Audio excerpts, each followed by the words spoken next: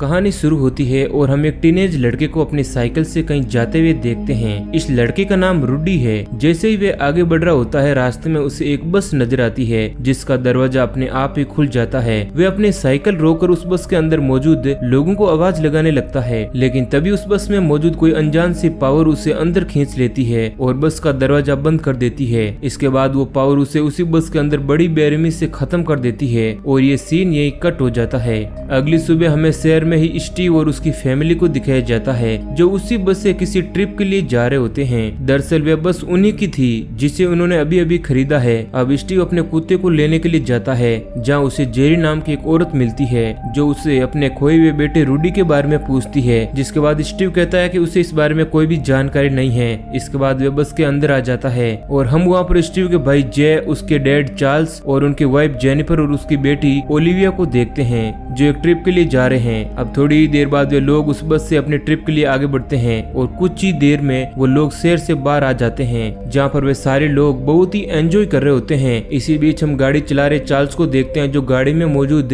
Radio on करने की कोशिश करता है, लेकिन रेडियो ऑन नहीं होता है। तब उसे लगता है कि शायद गाड़ी बहुत ही ज्यादा पुरानी है, इसलिए वे इसे इग्नोर कर देता है। लेकिन थोड़ी ही देर बाद रेडियो अपने आप ही ऑन हो जाता है। दूसरी तरफ हम ओलिविया को देखते हैं जो खिड़की पर बैठकर बाहर के नजारे को देख रही होती है, लेकिन जेनिफर उसे अपनी सीट पर बैठने का कहती है। अब जैसे ही ओलिविया सीट के पास आती है, बस की खिड़की बहुत ही तेजी से बंद हो जाती है, जिससे ओलिविया बाल बाल बच गई थी, नहीं तो उसके दोनों हाथ उस खिड़की में आ जाते। इसके बाद जेनिफर और वहाँ पर मौजूद सारे लोग घबरा जाते हैं, हालांकि उन लोगों को ये एक इत्तेफाक लगता है। अब थोड़े आगे चलने पर चार्ल्स को एक गाड़ी नजर आती है जो रोड पर ही खड़ी थी, जिसे देखकर चार्ल्स बस को रोकता है और वे लोग देखने लगते हैं कि क्या उस गाड़ी के पास कोई मौजूद है। वे सभी लोग बाहर आकर गाड़ी के पास खड़े हो जाते हैं। तभी माइक नाम का एक आदमी उनके पीछे से आता है, जिससे वे लोग बुरी तरह से डर जाते हैं। इसके बाद माइक उन सभी से कहता है कि वह और उसकी बहन अपने घर जा रहे थे, लेकिन रास्ते में उनकी गाड़ी खराब हो गई और यहाँ कहीं आसपास गैराज भी नहीं है, इस कारण हम खुद ही गाड़ी को ठीक करने लगे हैं। तभी चार्ल्स उसे बताता है कि वे लोग हमारे साथ बस में टाउन तक चल सकते हैं, जहाँ से वे लोग किसी मैकेनिक को लाकर अपनी गाड़ी को ठीक करवा सकते हैं। इसके बाद माइक और उसके साथ मौजूद उसकी बहन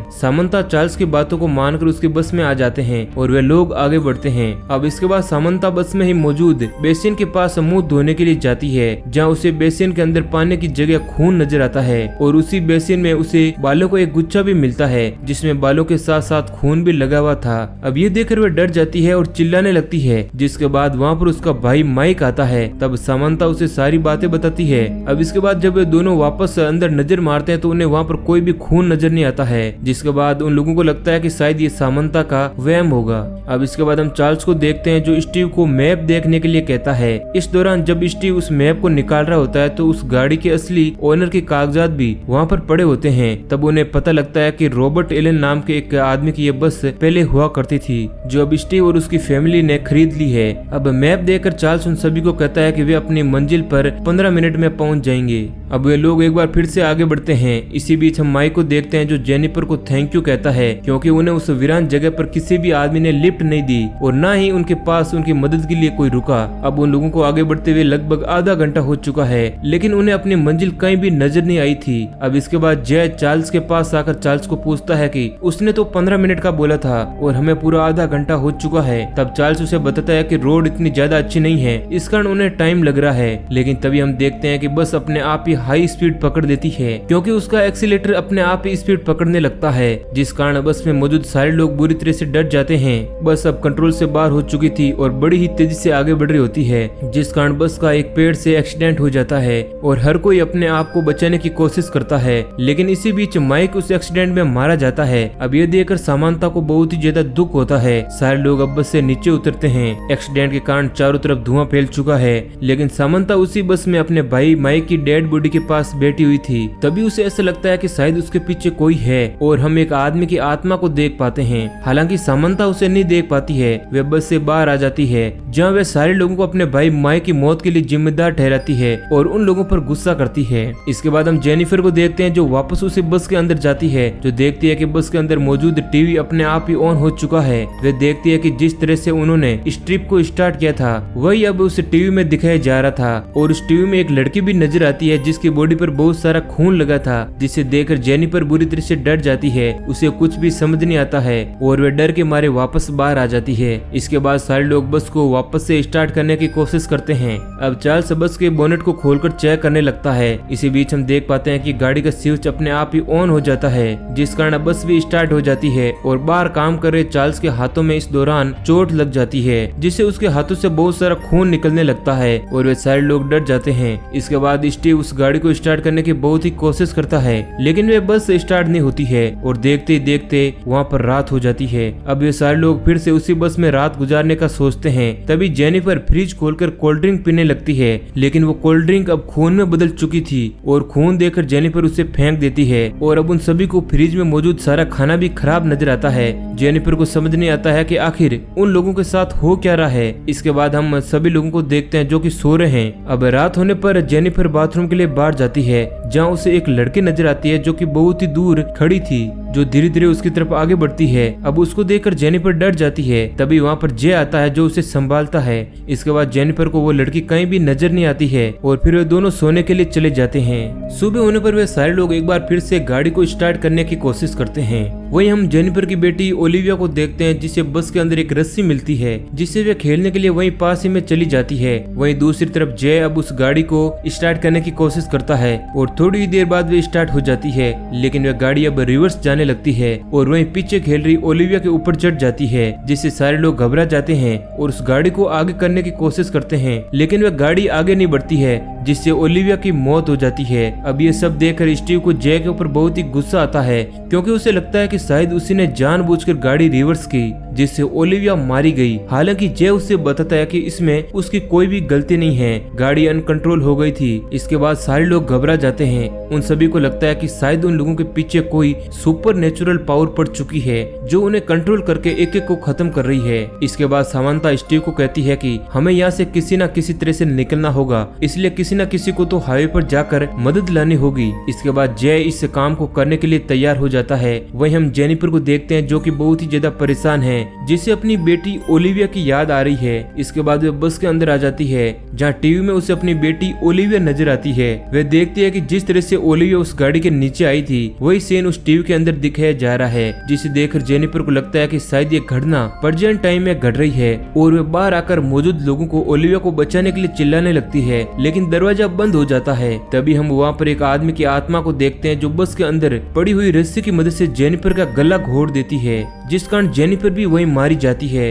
अब इसके बाद सारे लोग बस के अंदर आते हैं, जहाँ उन लोगों को लगता है कि शायद जेनिफर ने अपनी बेटी ओलिविया की याद में सुसाइड कर लिया है। अब इस बात को लेकर सारे लोग बहुत ही ज्यादा दुखी होते हैं, जिसके बाद चार्ल्स अपने आप को ही इन सब का जिम्मेदार मानता है, क्योंकि वही इन सभी लोगों को ट्रिप पर लेकर आया था। तभी स्टीव उस बस के अंदर एक खिड़की से कुछ फोटोग्राफ और खून से सने हुए कुछ चाकू और गन निकालता है। उन फोटोग्राफ में उन लोगों को कुछ लाशें नजर आती है, जिन्हें किसी ने बड़ी ही बेरहमी से खत्म कर दिया है। उन सभी को कुछ समझ नहीं आता है कि आखिर हो क्या रहा है। तभी बस में मौजूद टीवी ऑन हो जाती है, जिसके अंदर हम उसी आदमी को देखते हैं जिसने जेनिफर को गला घोटकर खत्म किया था। वह आदमी एक लड़की को बांधकर उसे टॉर्चर कर रहा है और वह उसे बड़ी बेरहमी से खत्म कर रहा है। इसके बाद सारे लोगों को पता लग जाता है कि ये गाड़ी उसी आदमी की है जो एक सीरियल किलर हुआ करता था। चार्ल्स सभी को कहता है कि ये आदमी मर चुका है, वह हम सभी को कैसे परेशान कर सकता है, क्योंकि स्टीव को लग रहा है कि वही आदमी ये सब चीजें कर रहा है। जब वो लोग बातें कर रहे होते हैं, तभी वह गाड़ी अपने आप स्टार्ट हो जाती है और आगे बढ़ने लगती है, लेकिन थोड़ी ही दूरी जाने पर जोरदार ब्रेक लगता है और हम देख पाते हैं कि जय के हाथ में वही चाकू थे,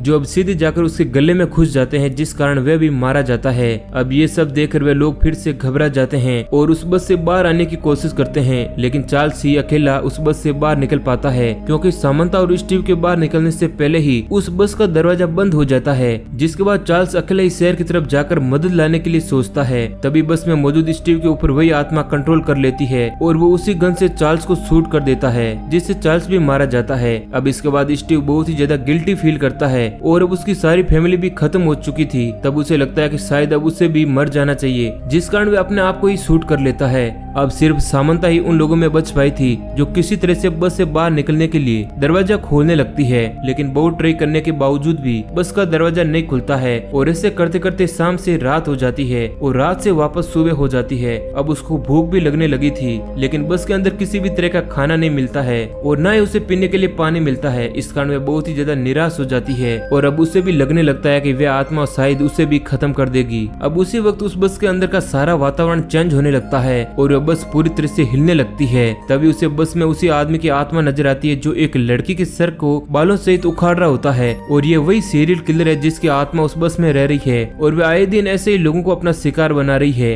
अब थोड़ी ही देर बाद उस आदमी की आत्मा सामंता को खत्म करने के लिए आगे बढ़ती है और वह आत्मा सामंता का गला घोटकर खत्म करने लगती है। लेकिन इसी बीच सामंता वहीं पास ही पड़े एक चाकू की मदद से उस आत्मा पर अटैक करती है, लेकिन इससे कुछ फर्क नहीं पड़ता है। इसके बाद वो आत्मा सामंता को घसीटकर उसे काटने के लिए ले जाने लगती है जैसा कि वे बाकी लोगों के साथ किया करती थी। लेकिन तभी सामंता को होश आ जाता है और वे उसी चाकू की मदद से बस पर ही चाकू को मारने लगती है। जिसके बाद हम देख पाते हैं कि जैसे ही वे बस के ऊपर अटैक करती है वे उस आदमी को भी हर्ट कर रही थी, क्योंकि उस आदमी की जान इसी बस के अंदर बसी थी, जिस कारण उस आत्मा को दर्द महसूस हो रहा था और उसके अंदर से खून भी निकल रहा था। और ये सब देखकर सामंता समझ जाती है और वे उस चाकू से बार बार बस के ऊपर अटैक करने लगती है। अब इससे पहले ही कि वे आत्मा खत्म होती, वे आत्मा सामंता को बड़ी बेरहमी से खत्म कर देती है और इस तरह से सामंता भी अब मारी जाती है। मूवी के लास्ट सीन में हम उसी बस को देख पाते हैं जो वहीं पर खड़ी हुई थी और तभी वहाँ पर दो बाइकर आते हैं जो बस को खड़ा हुआ देखकर उस बस के अंदर जाने का सोचते हैं ताकि उनको खाने पीने की कुछ चीजें मिल जाएं। उन्हीं में से एक आदमी उस बस के अंदर जाता है जहाँ उसे कोल्ड ड्रिंक की कैन मिलती है, जिससे बाहर मौजूद वो आदमी बहुत ही खुश होता है। जिसके बाद वह भी बस के अंदर आ जाता है और उसके अंदर आते ही बस का दरवाजा बंद हो जाता है और उसी सीन के साथ मूवी एंड हो जाती है। तो दोस्तों उम्मीद है कि ये कहानी आपको पसंद आई है। ऐसे ही और इंटरेस्टिंग कहानियों के लिए हमारे चैनल को सब्सक्राइब जरूर करें।